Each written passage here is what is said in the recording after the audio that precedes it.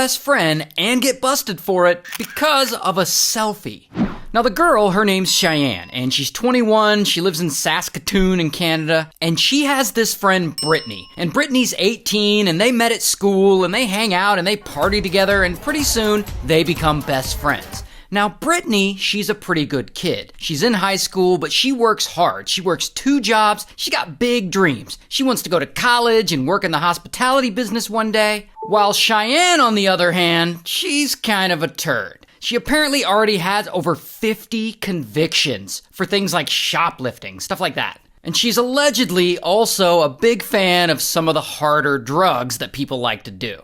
And most people in Brittany's life think that Cheyenne is bad news. Regardless, Brittany defends her friend. She sticks up for her. She's like, no, she's a good person. You don't know her. But one night, their friendship, it goes completely wrong. Because Brittany and Cheyenne, they make plans to go out and do a little drinking, which they do often enough. So they get ready, their hair and their makeup or whatever, and once they're good to go, they take a selfie together. This selfie. There's Brittany here, and Cheyenne is right here. And immediately, Brittany posts it on her Facebook page. And then they leave and they end up at a bar. And they do some drinking there and they have a good time. Then they end up at a house party. And they do some drinking there and they also do some drugs. Because I guess they're going a little hard tonight, but whatever. They're having a good time.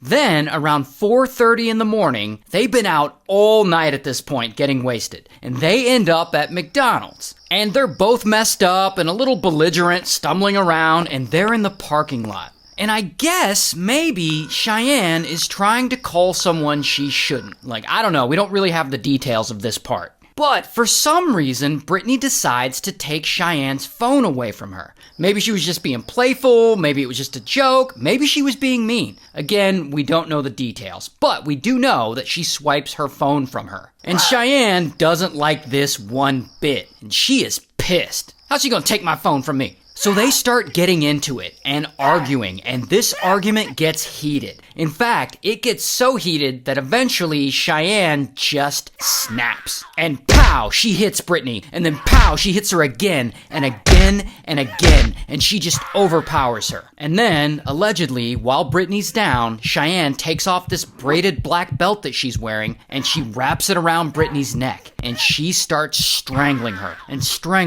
and no matter how hard Brittany fights, Cheyenne just won't let go of that belt. And when she finally stops, Brittany is no longer moving, and she won't wake up. And Cheyenne, she panics because, her friend might be dead. And I guess, at that point, she puts lifeless Brittany in the car, and then she gets in, and she hauls ass out of there. Now, at this point, she could drive her friend to the hospital to get her medical attention. But that's not what she does. Instead, she drives over to her aunt's house. And I guess she goes over to her aunt, and she's still totally wasted, by the way.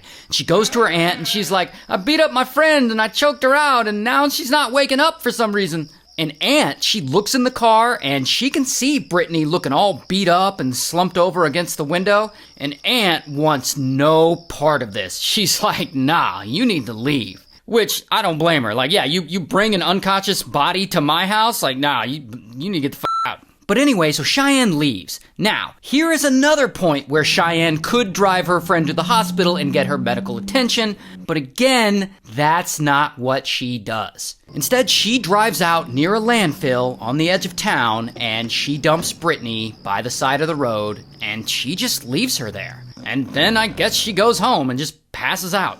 The next day, Cheyenne wakes up, and she claims she doesn't remember what happened the night before, and that it's a total blackout. Sure, Cheyenne.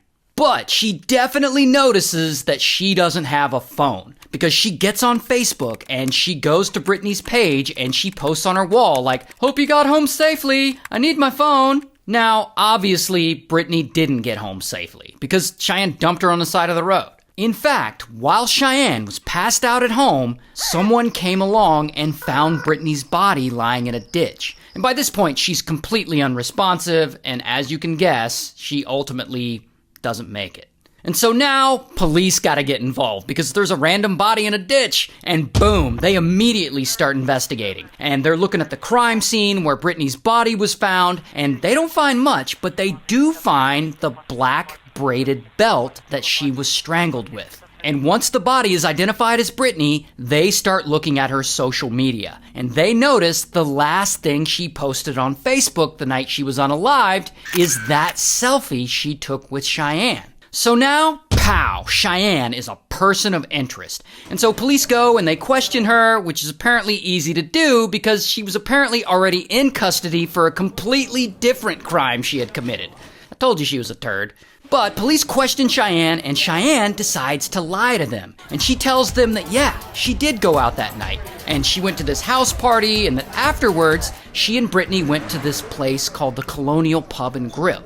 And she says they met a guy there, and then that guy and Brittany dropped her off at her uncle's place. I don't know, it's some bullshit excuse. So then police go and investigate Colonial Pub and Grill, and they look at surveillance footage from that night, and there is no sign of Cheyenne or Brittany ever being there. Also, police discover that Cheyenne never visited her uncle that night. So now they've caught her in a couple of lies, and to them, she's starting to look suspicious. Meanwhile, this whole time, Cheyenne is posting things to Brittany's Facebook wall.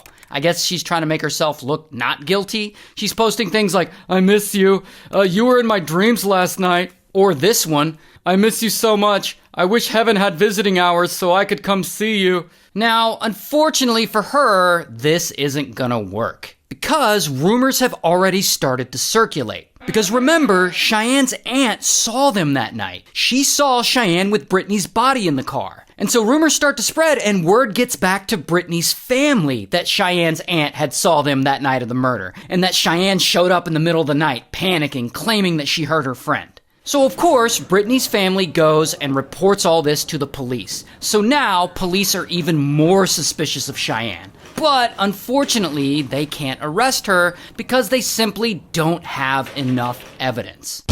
Until 2 years go by, and detectives are working on this case, and they still can't figure it out. Now, they're pretty sure Cheyenne's involved, but they can't tie her directly to the crime, not in a way that's good enough to prosecute her. But then, one of the detectives is looking through all the evidence again, and they come across that selfie that the girls took that night. And they look at it one last time, and that is when they finally see it. Boom, it's right there, in the photo. Cheyenne is wearing a black braided belt. The same belt that they found at the crime scene. So she's wearing the murder weapon hours before the murder. And so, bam, police arrest Cheyenne. And I don't have a mugshot, but here's what she looks like in real life. And they charge her with second-degree murder, but she takes a plea deal and she pleads down to manslaughter, and she only gets 7 years in prison.